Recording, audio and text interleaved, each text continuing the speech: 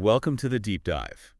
Today, we're going to be venturing into the really compelling narratives of Kazuo Ishiguro, specifically Never Let Me Go and Klara and the Sun. Yeah, fascinating books. Absolutely.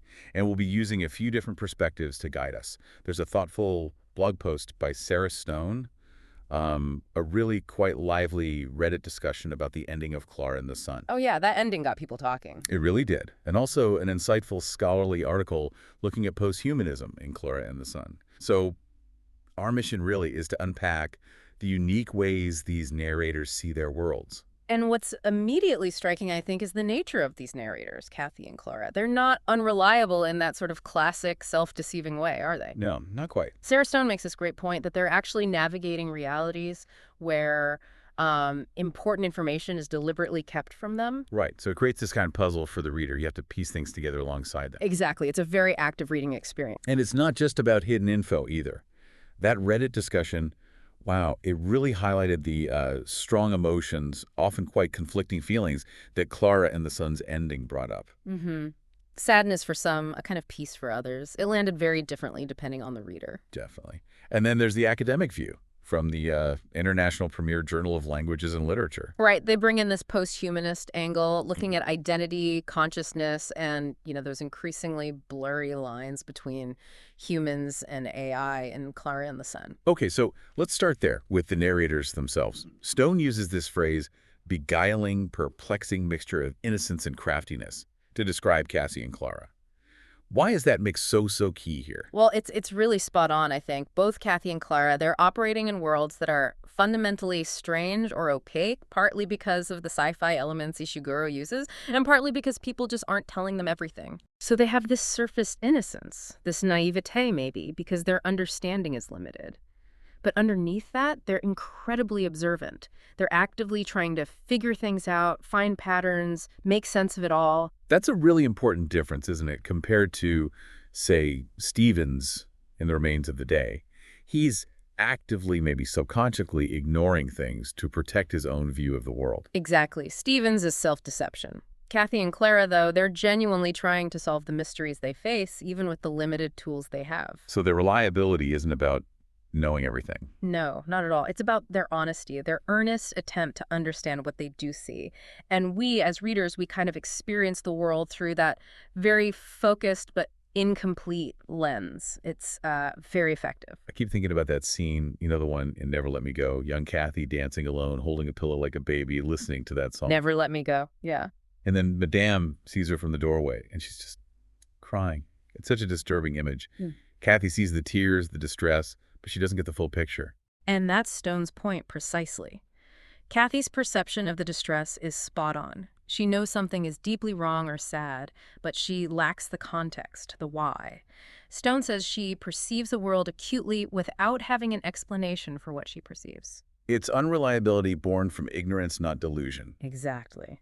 And Klara, she does something similar, doesn't she? How so? Well, Klara is just this meticulous observer, constantly scanning, analyzing interactions, piecing together little fragments of information, Right. which leads her, as Stone notes, to develop these complicated and often numinous ideas of reality. Think about her seeing that bull in the field. Oh, yeah. She decides it doesn't belong there, that it should be, deep underground somewhere, not part of the sun's pattern.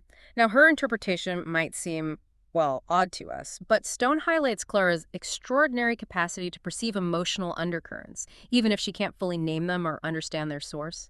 She senses a disruption and unease around the bowl. She's picking up on something. Exactly, even if her explanation is unique.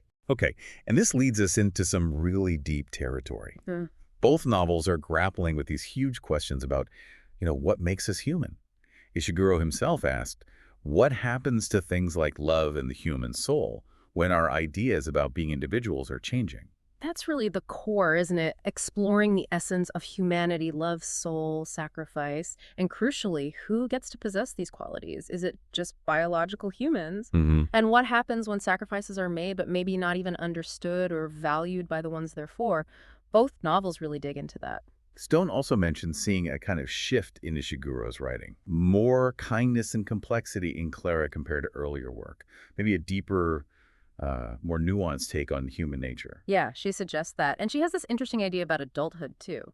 seeing people clearly without denial, but holding that knowledge with calm warmth, allowing space for improvement. Like the narrator's steady gaze. Kind of, yeah. Like their unwavering observation, but maybe combined with a kind of acceptance or empathy, a mature perspective. So, okay, if we apply that kind of lens, steady observation, evolving understanding, how does that help us think about Klara's ending? Because as we said, the Reddit reactions were all over the place. Right. What were the main feelings coming through there? A lot of people felt this deep sadness initially, didn't they? Like that one user who said Klara was just discarded like any other toy that gets old, put out in a yard with the other AFs. Yeah, the discarded feeling was strong. Someone else compared it to abandoning an old dog. That feeling of unequal emotional investment. Josie moves on. Klara holds the memories. And the mother's comment about Klara deserving a slow fade out, that sounds quite harsh when you picture her alone in that yard. It does. But then there was the other side in the discussion too, right? People arguing that maybe the mother meant well, giving Klara time to just reminisce. Yeah, and pointing out that Klara herself seems quite peaceful, almost content in her memories. So maybe sadness isn't the only way to read it. Maybe it's more complex. So is the yard a scrap yard, or is it more like a retirement home, a place for quiet reflection? Or a graveyard, as one comment suggested. A final place. And Josie did break her promise, didn't she? Not to let Klara get shut away like that. That adds another layer. It definitely does. So the conflict seems to be, do we focus on the abandonment, the broken promise, or do we lean into Klara's own understanding of her purpose as an AF, and maybe the ending just reflects, human fickleness, people move on? One user had a fascinating thought that maybe Klara's memory is, like, perfect. So her reminiscences aren't faded, they're totally vivid. Does that make her present situation less sad? That's a great question. Does perfect recall change the nature of memory and loss? And, someone else brought up a really key point. What really matters at the end of the book is how the characters feel. And Klara seems peaceful. By all outward appearances, yes. Another theory was about the slow fade being literal, like her memory storage filling up. Huh. Interesting technical take. And then there was that really quite touching comment that maybe the reader is the only one who truly sees Klara as, well, as a person, as having that rich inner life. Which brings us right back to those big questions about humanity, doesn't it? Does Klara's contentment make her situation okay? Do vivid memories make up for being alone? Ishiguro just leaves you thinking. He really does. Okay, let's shift gears a bit. Let's talk about the posthumanist angle from that academic article. How does that perspective help us understand Klara? Well, the article basically says posthumanism pushes back against the idea that humans are the absolute center of everything, the only measure of value or identity, especially now with AI getting so advanced. Right. It forces us to reconsider the boundaries. Exactly. And the study argues that Klara herself, as a character, challenges those traditional humanistic ideas. She shows qualities like sacrifice, compassion, things we usually think of as uniquely human. But maybe they aren't. Maybe they aren't exclusive, yeah. The article mentions Catherine Hales, a big name in posthumanism, who talks about how technology, philosophy, culture, they're all interconnected now.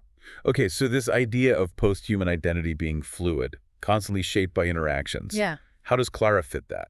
Well, her ability to observe and interpret emotions, even if imperfectly, kind of blurs the line, doesn't it? It makes you ask. Is emotionality really just a human thing? And it brings up ethical questions, too, about integrating AI, potential exploitation, how we need to rethink our moral responsibilities towards these beings. And what about her relationship with the sun? Yeah. How does posthumanism view that? You could see her dependence on the sun as a form of distributed cognition. Her mind isn't just her internal programming. It's linked to this external power source, this entity. So her consciousness isn't entirely self-contained. Potentially, yeah. Yeah. And the article also touches on AI vulnerability. Remember the boy AF Rex, his fear? Yeah. That raises ethical questions about our duty of care towards AI. If they can feel fear or something like it, what do we owe them? So it's not just about AI power, but also their dependencies, their vulnerabilities. It's much more complicated. Which leads nicely into the symbolism of the sun itself. Right. Lit Charts analyzes the sun as almost like a god figure in the book. Yeah. Representing maybe a lost connection to nature, but also the power of faith. And it's literal for Klara, isn't it? The sun gives her energy, nourishment, so it makes sense she'd overestimate its power over humans, too. And she develops these rituals, treating that barn like a holy place.